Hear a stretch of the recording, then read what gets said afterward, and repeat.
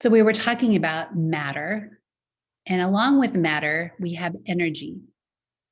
So you'll remember that there is energy stored in an atom. And when we break that atom apart, a lot of energy would be released. There's atoms stored in molecules or compounds. So for example, when we break the propane down to produce carbon dioxide, we release this energy. So we can talk about the different types of energy, and we can also talk about the conversion of one form of energy into another.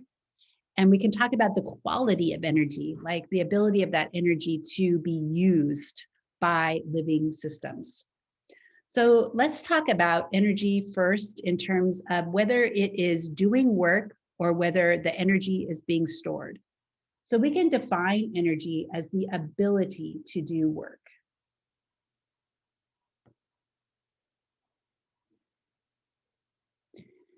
If the energy is stored and not currently doing work, we say that it is potential energy.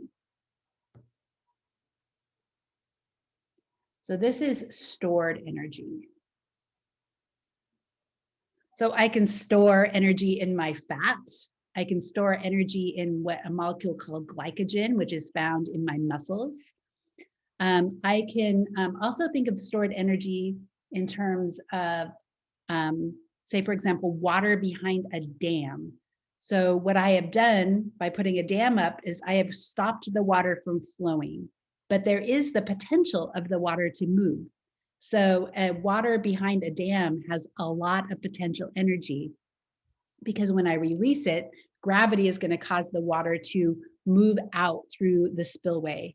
And maybe it is even going to turn a turbine and convert that energy into electricity so that I could use it in my house. The other type of energy that is doing work, like that flowing of water, like the breaking down of fat to produce ATP to power my movements, would be kinetic energy. So this is energy doing work.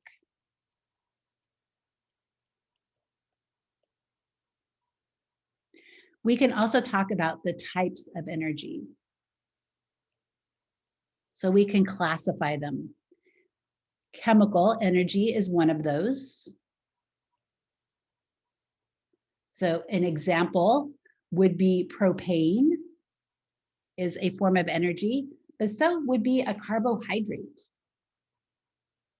like sugar. We could also talk about the nuclear energy. So an example of this would be a radioactive isotope.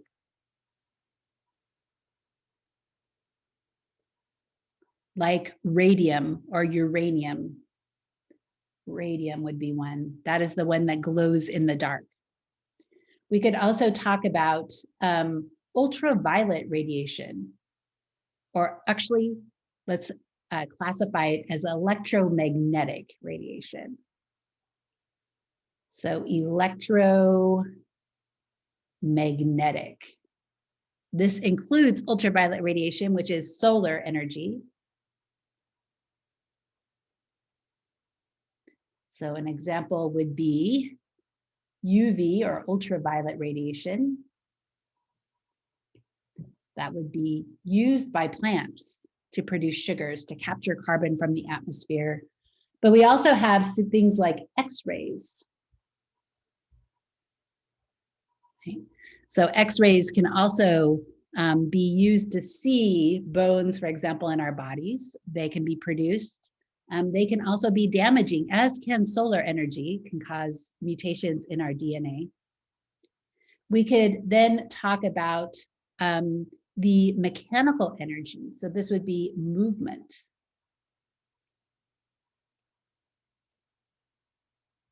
The turning of a turbine or the contraction of skeletal muscle. So this would be example, would be movement. Produces energy. Okay. Different types of energy.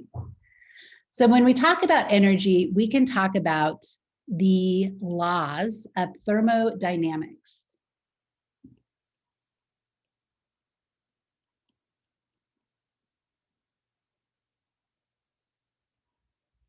So the first law states that there is no loss in energy as energy is converted to one form or another.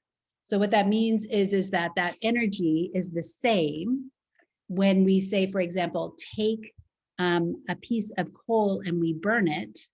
The amount of energy that is stored in the coal is the same amount of energy that is released. So the conversion, right? It means that that first law means that there is that conversion, there is no loss in the quantity of energy in an energy conversion.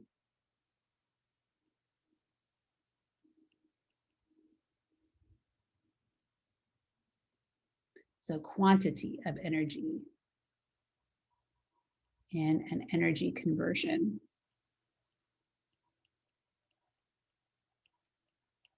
The second law is related to this as well, because as you convert one form of energy to another, the energy quality, the quality of the energy starts to become lower. And so we tend to lose that energy as heat.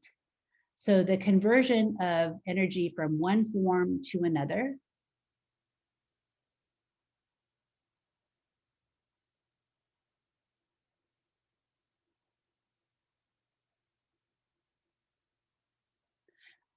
causes a loss in the quality of the energy.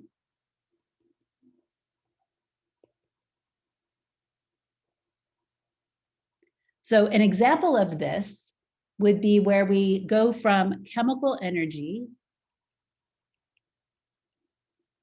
in our bodies to mechanical energy, like movement of our muscles,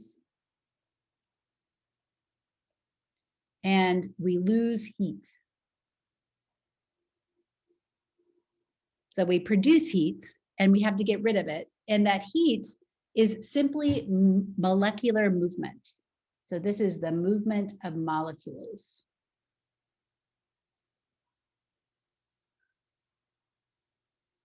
And oops, I ran out of space there. Movement of molecules. And the molecules tend to go from more heat to less. So heat tends to move, right?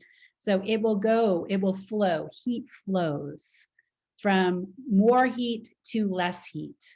So that movement of the molecules is really, really rapid. Say, for example, in a hot glass of water, but that heat will start to dissipate and the molecules will start to slow down and the heat might actually move in to the air, or maybe you have your cold hands wrapped around the mug and it will tend to move into your hands, right? And cause molecular movement in your hands. So we could say that heat is a low quality, but the chemical energy would have been of high quality. And the quality of energy is sometimes measured by what is called entropy. So entropy is a measurement of disorder, not order, disorder. This is really important because disorder would mean that there is high entropy. So high entropy equals more disorder. Low entropy equals more order or less, right? Disorder.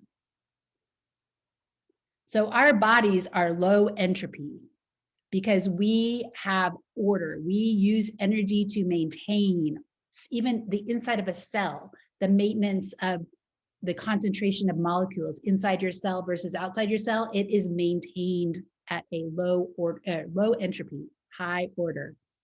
So as we die, when we die, we can't use energy anymore, and our bodies will start to go from low entropy to high entropy. So as we decompose, and that is a spontaneous process. So when we go from high entropy or low entropy to high entropy, that is spontaneous. So let's look at that. Low to high entropy. These are spontaneous processes. That means that they will occur no matter what. Doesn't have to be in a living system. It could be, say, for example, your yard, right? So, oh, that's a living system. How about your car, right?